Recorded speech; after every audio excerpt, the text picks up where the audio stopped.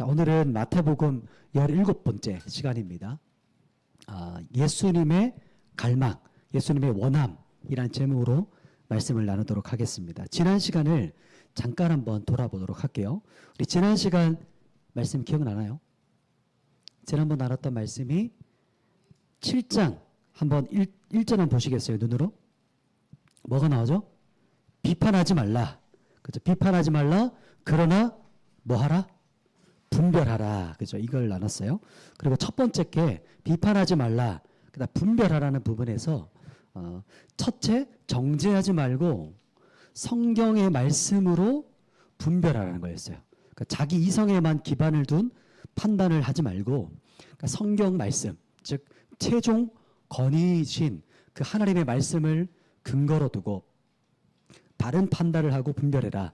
그리고 둘째는 말과 그 사람의 은사가 아니라 삶과 열매로 판단하고 분별하는 거예요. 그렇기 위해서는 기다림이라는 인내의 시간이 필요하다. 그래서 그 사람이 열매 맺는 그 삶과 열매의 결과들을 보고 판단하고 분별해라. 이걸 나눴었어요. 그리고 두 번째는 좋은 나무 그리고 나쁜 나무. 그러니까 드러나는 어떤 때죠? 비바람의 때, 몰아치는 때, 폭풍의 때.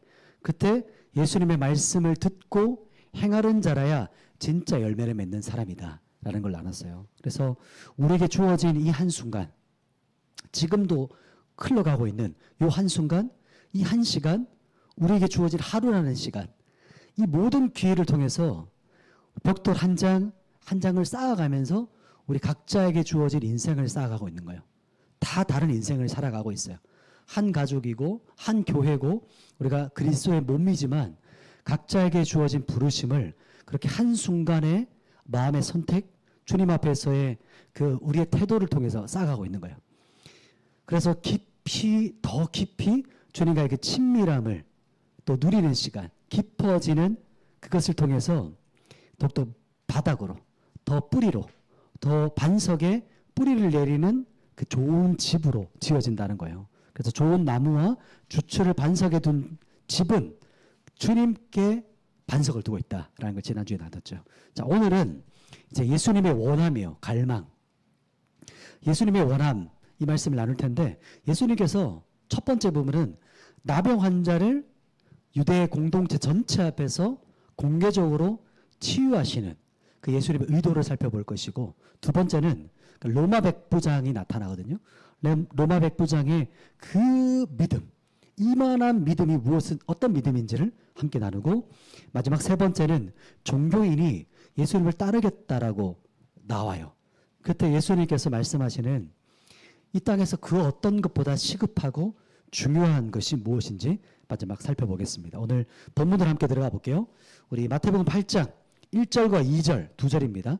같이 한번 선포하면서 읽어보도록 할게요. 선포합니다. 시작. 예수께서 산에 내려오시니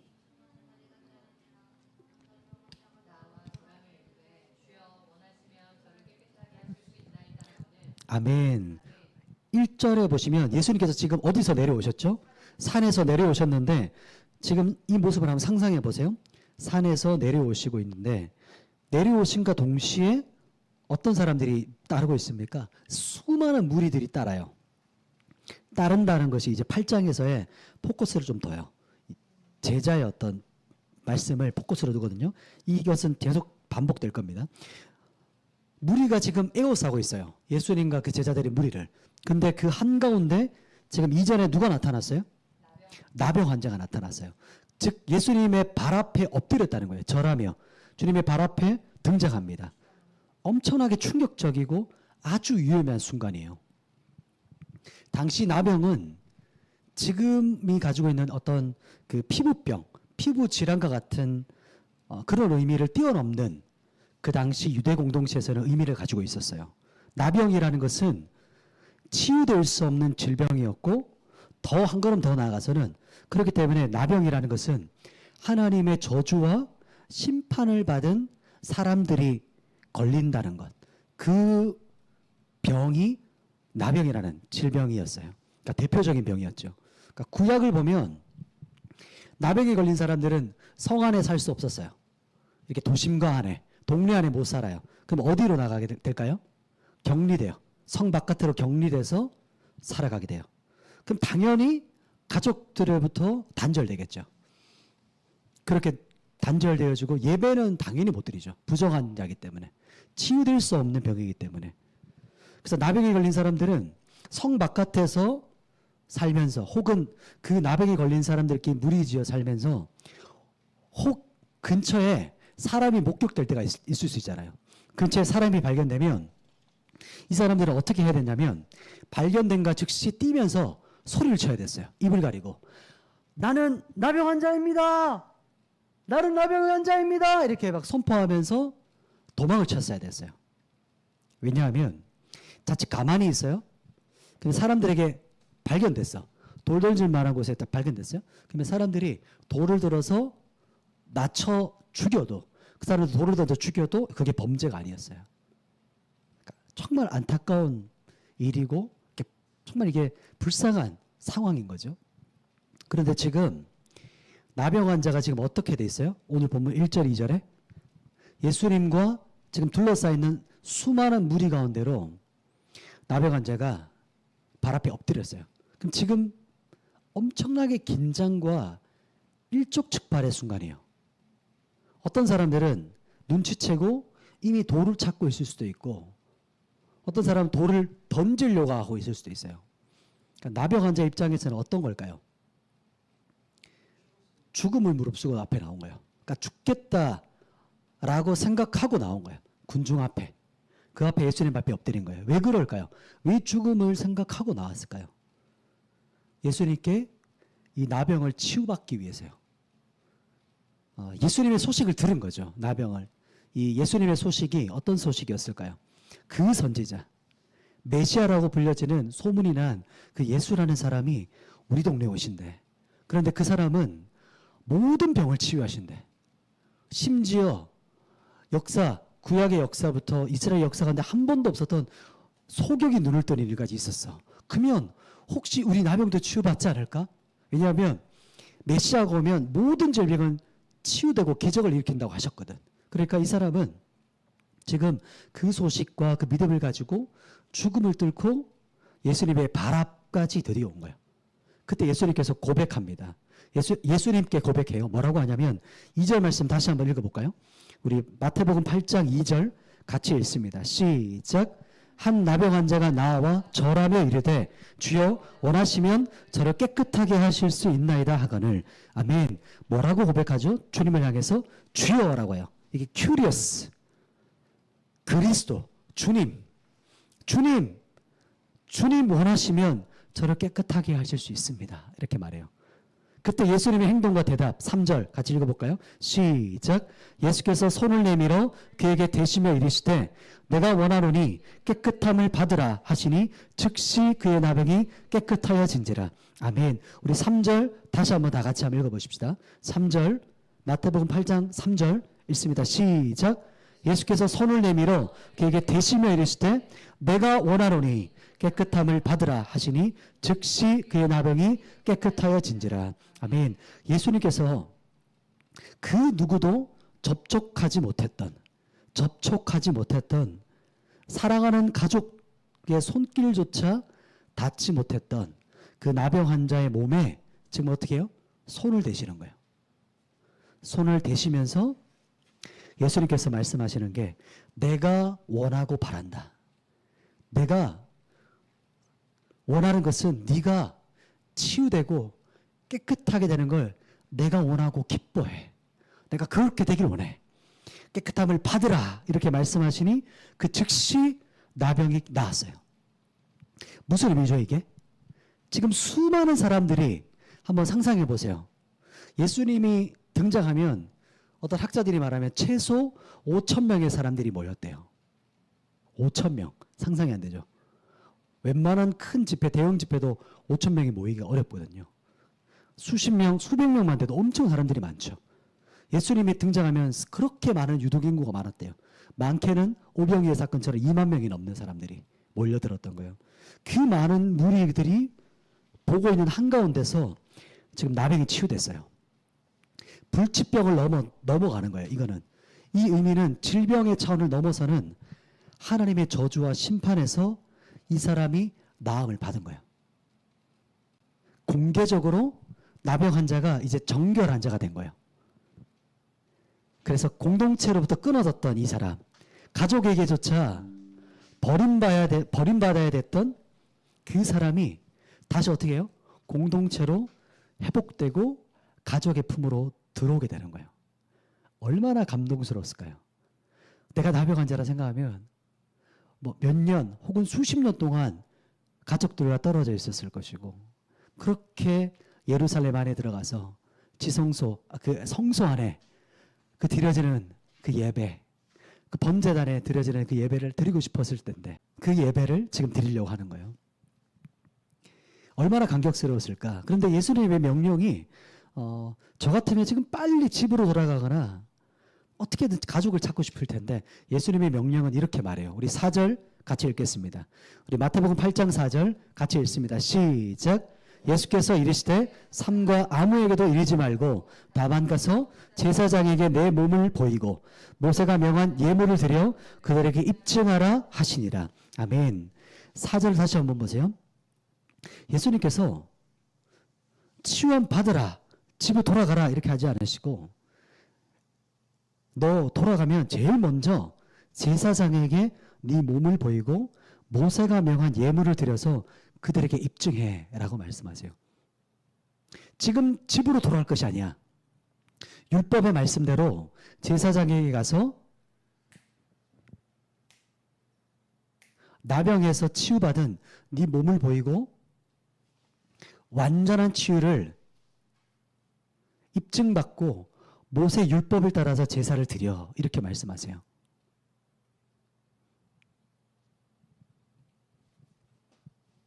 우리 다시 한번 말씀 집중할까요? 다시 한번 볼게요. 예수님께서 치유받은 이 나병 환자에게 뭐라고 하시냐면, 제사장에 가서 너 지금 나병에서 치유됐잖아. 그 온전한 몸을 제사장에게 보여. 그리고 완전히 치유된 것을 입증받고 모세의 율법대로 제물을 드리고 예물을 드려 이렇게 말씀하세요. 그러니까 왜 예수님께서 제사장에게 먼저 가라고 말씀하셨을까요? 의도가 뭘까요? 예수님의 의도가 여기 두 가지가 있어요. 첫 번째 의도는 말씀을 폐하시기 위해서 오신 것이 아니라 말씀을 완성하기 위해 오셨다는 것을 나타내요. 말씀을 어기지 않으세요. 말씀을 지키시고 말씀을 그대로 이거를 지켜내시는 분이신 거예요. 그리고 두 번째 의도가 있어요. 두 번째 의도는 뭐냐면 나병을 치유하는 메시아가 왔음을 제사장에게 알리라는 거예요. 나병이 치유됐다는 것은 듣도 보도 못한 소식이에요.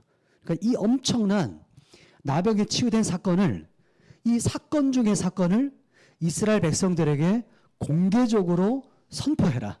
메시아가 오셨음을 선포해라 라는 의도가 이 안에 있는 거예요. 이 예수님께서 이 나병 환자, 치유받은 나병 환자에게 말씀하신 의도가 말이죠. 그래서 원하면 나병까지도 치유하는, 깨끗게 하는 여호와 하나님이 지금 여기 왔어. 내가 창조주이고 치유자이고 하나님, 그 메시아가 이 자리에 와 있어 라고 선포하시는 거예요. 하나님의 심판과 저주를 건져낼, 그 어둠에서 너희를 건져낼 그 메시아가 지금 이 땅에 왔어 라고 선포하시는 그 선포를 위해서 이 땅에 오신 거예요. 그래서 유대 공동체 이스라엘 나라 백성에게 외치기 위함이 바로 하나님 예수님의 의도였던 것입니다. 두 번째 이제 본문으로 들어가면 이 본문 5절부터거든요. 우리 5절부터 7절, 5절부터 7절 3절 같이 한번 읽어보도록 하겠습니다. 마태복음 8장 5절부터 7절입니다. 시작. 예수께서 가버나움에 들어가시니 한 백부장이 나와 간구하여 이르되 주여 내 하인이 중풍병으로 집에 누워 몹시 괴로워하나이다. 이르시되 내가 가서 고쳐주리라. 아멘. 이번에는 예수님의 본 동네 어디죠? 가버나움이에요. 이 가버나움은 우리가 가버나움이지만 나훔의 마을이에요. 나훔의 도시. 그리고 나훔은 위로거든요. 그래서 위로의 마을 이 가지고 있는 가버나움입니다. 나훔, 카버 이게 아마 도시, 마을이라는 뜻을 가지고 있어요. 그래서 가버나움. 근데 그때 로마 백부장이 예수님께 나와요. 가버나움에 들어갔더니 우리나라 일제 그 시대로 비유한다면 주둔 중이었던 일본 장교가 지금 예수님께 나오는 거예요. 그런 어떤 느낌이에요. 그러니까 백부장의 간구는 자신의 치유가 아니에요. 중풍병에 걸린 하인의 치유를 고쳐달라고 하기 위해서 온 거예요. 그러니까 예수님께서 내가 직접 가서 고쳐줄게 라고 말씀했더니 그랬더니 백부장의 행동과 대답이 아주 충격적이에요. 한번 8절 9절 2절 말씀 같이 한번 읽어볼게요. 마태복음 8장 8절 9절 2절입니다. 시작. 백부장이 대답하여 이르되 주여 내 집에 들어오심을 나는 감당하지 못하겠사오니 다만 말씀으론 하옵소서. 그러면 내 하인이 낫겠사옵나이다. 나도 남의 수하에 있는 사람이요 내 아래에도 군사가 있으니 이더러 가라 하면 가고 저더러 오라 하면 오고 내 정도로 이것을 하라 하면 하나이다. 아멘. 여기서 예수님을 찾는 첫 말이 뭐죠? 예수님을 어떻게 고백해요? 주여라고 고백해요. 주여. 여기도 정확하게 curious, 정확하게 예수님이 누군지 아는 사람이었어요. 랍비여, 선생님 이런 호칭이 아니었어요. curious, 주님, 저는 주님이 저희 집에 들어오심을 감히 상상도 못할 일입니다. 주님께서 말씀만 하십시오. 저도 말씀에 죽고 사는 복종하는 군인입니다. 온 세계 열방 가운데서 주님의 명령하심에 복종하지 않는 그 어떤 존재, 어떤 것도 존재하지 않습니다. 라는 고백인 거예요. 주님께서 말씀만 하시면 나을 것을 저는 믿습니다. 이런 고백이죠. 예수님의 반응을 한번 볼까요?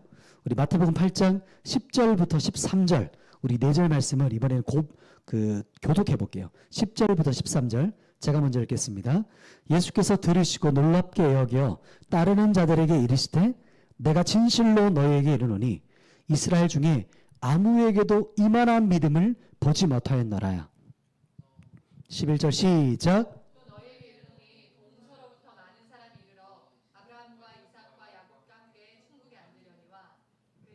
그 나라의 본 자손들은 바깥 어두운 데 쫓겨나 거기서 울며 이를 갈게 되리라. 예수께서 백부장에게 이르시되 가라 내 믿음대로 될지어다 하시니 그 즉시 하인이 나으니라. 아멘. 예수님께서도 놀라워하는 기이한 믿음을 가지고 있어요. 여기서 예수님께 들으시고 놀랍게 여겼다 하거든요. 이 놀랍게가 기이하게 여겼어요. 그냥 이게 놀라는 정도가 아니고 와 정말 신기하다. 어떻게 이런 믿음을 가지고 있을 수 있지? 라고 기이한 엄청난 믿음을 이 로마 백부장이 가지고 있었어요. 한번 생각해 보세요. 율법에 정통한 랍비, 구약을 다 암송하는 서기관, 바리새인, 정통 유대인들이 아니라 이방인이에요. 그리고 또 이방에서 온 로마 백부장이 가진 믿음이 지금 어떤 믿음이라고 하세요? 그가 가진 믿음을 기이한 믿음이라고 하세요. 그리고 그 말씀을 이렇게 말씀하세요. 10절 뒷부분에 예수님께서 뭐라고 말씀하시냐면 이만한 믿음이에요. 이만한 믿음. 이게 의역된 거예요. 이만한 믿음이. 이만한이라는 뜻은 토스투스라는 뜻이에요. 토스투스. 이게 헬라어가 이런 뜻입니다. 그렇게 큰, 그렇게 많은 이런 뜻을 가지고 있어요. 그러니까 이런 뜻이죠. 그렇게 큰 믿음, 그렇게 많은 믿음을 내가 보지도 못했고 듣지도 못했다. 예수님께서 말씀하세요. 이게 백부장들이 나타날 때 성경에서 이 큰 믿음, 이방인들이 나타날 때 이런 큰 믿음들을 가지고 등장해요. 비교적인 거, 비교를 나타내는 거죠. 그 백부장이 가지고 있었던 이 놀라운 그렇게 큰 많은 믿음은 어떤 믿음이었냐면 말씀하신 그대로 성취될 것을 믿는 믿음이었어요. 예수님께서 말씀하시면 그대로 성취된다. 그래서 예수님께서 로마 백부장을 보면서 기이하고 놀라워했던 거예요. 더 큰 믿음이라는 이 소유는 예수님께서 말씀하시면 그것을 그대로 이루어진다는 것을 믿는 것. 이 단순한 믿음. 말씀을 그대로 성취하는 하나님이심을 그 앞에 복종하는 믿음. 말씀 그대로 성취될 것을 믿는 믿음. 이게 정말 놀라운 믿음이고 귀한 믿음인 거예요. 이 믿음이 우리에게도 부어졌으면 좋겠어요. 또 우리 한 사람 한 사람에게도 하나님께서 이렇게 감동을 주시면 믿음을 부어주시면 내 생각을 뛰어넘어요. 내 이성을 뛰어넘어요. 그럼에도 불구하고 주님의 뜻이 이루어질 것이다. 이 믿음을 우리가 가지기를 소망합니다. 그래서 하나님께서는 내가 이스라엘 중에서도 너와 같은 말씀에 헌신되고 말씀 그대로 성취될 것을 그대로 믿는 자를 보지 못했어. 근데 네가 믿는 그 믿음대로 나를 신뢰하는 그 신뢰도로 그대로 이루어질 거야. 예수님께서 말씀하시고 축복하시는 거야. 이 부분이 그런 말씀입니다. 그리고 나는 예수님께서 말씀하시는 거 이런 거예요. 나는 말씀을 성취하는 여호와 하나님이야. 태초부터 너에게 말씀해왔던 그 여호와, 이제는 이루시는 여호와야 라고 말씀하는 것이 이 백부장의 입을 통해서 지금 성취되고 이루어져 가는 거예요. 우리 마지막으로 가볼게요. 우리 18절과 20절까지 세 절 말씀인데 우리 같이 한번 세 절 읽겠습니다. 18절부터 20절 같이 읽습니다. 시작. 예수께서 무리가 자기를 에워싸는 것을 보시고 건너편으로 가기를 명하시니라. 한 서기관이 나와 예수께 아뢰되 선생님이여 어디로 가시든지 저를 따르리이다. 예수께서 이르시되 여우도 굴이 있고 공중에서도 거처가 있으되 인자는 머리 둘 곳이 없다 하시더라. 아멘. 이 세 번째 부분은 이 8장에서 중간중간에 이 마태가 의도적으로 제자에 대한, 제자가 어떤 사람인지에 대한 그 동사를 반복해서 나와요. 그 부분이 뭐냐면 19절 뒷부분에 어떻게 나오죠? 어디로 가든지 따르겠습니다. 따름에 대한 게 나와요. 아까도 무리들이 따랐죠. 또 여기 서기관이 따르겠다 해요. 또 뒷부분에는 8장 뒷부분 다음 주에는 또 제자들이 따라가는 것도 보게 될 거예요. 그리고 이 뒷부분에 한 제자가 또 주님을 따르겠다라고 말해요. 따름에 대한 동사가 나옵니다. 즉 여기서 마지막 세 번째 대제는 예수 그리스도를 제자로 따른다는 것이 무엇인지, 그러니까 제자도가 뭐냐라는 것을 말해주고 있어요. 지금 한 서기관이 나오죠. 한 서기관 어떤 사람이죠? 말씀을 암송하는 사람. 그래서 이 사람은 말씀을 보고 적는 사람이 아니라 이 사람은 구약 성경 전체를 암송해서 암송한 말씀을 적으면서 실제 필사된 걸 보면서 확인해가는 사람. 그러니까 성경 박사예요. 이 사람은 종교인입니다. 그러니까 예수님을 따른다고 하면서 19절에 예수님을 뭐라고 부르죠? 성경 한번 보세요.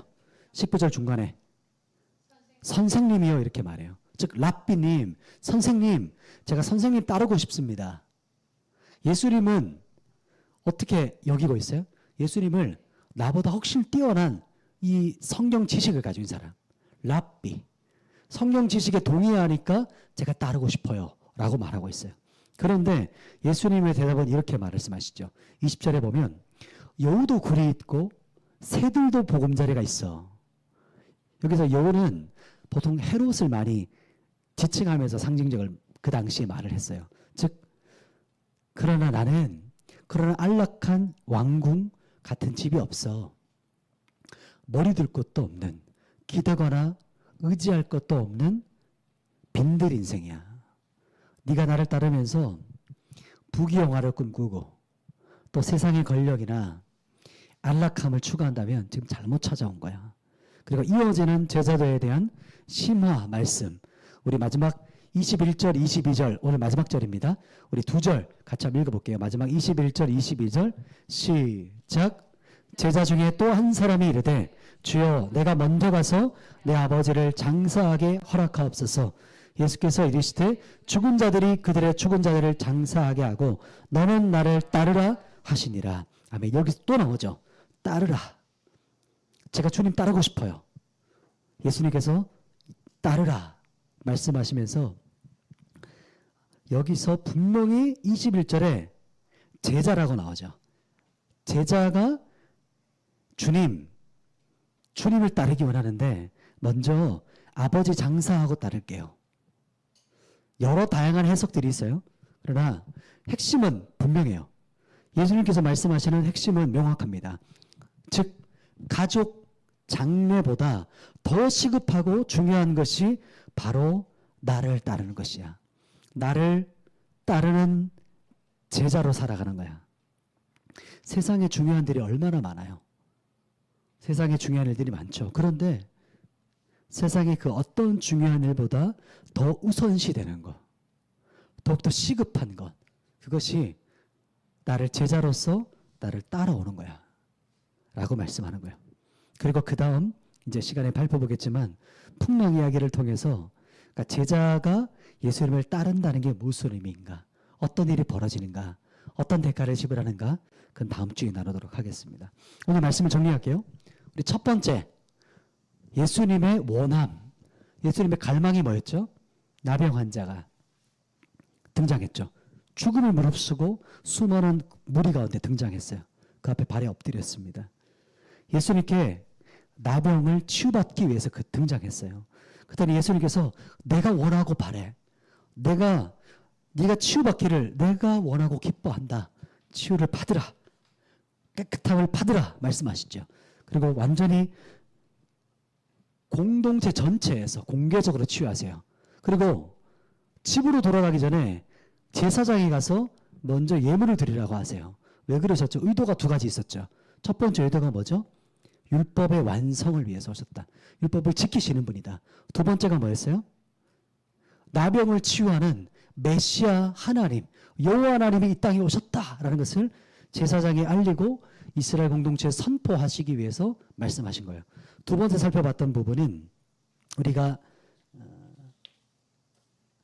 말씀대로 이루어질 것을 믿는 누구였죠? 로마 백부장. 이 사람은 이만한 믿음, 이만한 믿음이 뭐예요?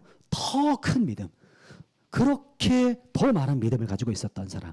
그 믿음이 어떤 믿음입니까? 말씀하신 그대로 성취하시고 이루시는 여호와 하나님이시다. 하나님은 하나님 말씀을 성취하시는 분이다라는 걸 믿는 믿음이었어요. 이 믿음이 우리에게 부어지기를 간절히 소망하는 겁니다. 마지막 세 번째가 예수님을 제자로 따라가는 거. 예수님을 제자로 따른다는 것은 선생님을 따르는 게 아니에요. 지적 동의가 아니라 그 어떤 것보다, 가족의 장래보다 더 시급하고 더 중요한 그 따름, 그것이 바로 제자도의 우선이다라는 걸 마지막 나눴습니다. 우리 말씀을 기억하면서 우리 찬양하며 기도하며 나갔으면 좋겠어요. 지금도 주님은 우리를 부르세요. 우리 한 사람 한 사람을 제자로 부르세요. 그리고 오늘 말씀처럼 내 안의 병을 치유하시는 분이세요. 내 안의 어둠, 내 안의 묶임을 치유하고 자유케 하시는 분이세요. 우리 함께 찬양할 때 주님 나를 치유해 주십시오. 새롭게 해 주십시오. 그런 마음으로 또 찬양했으면 좋겠어요.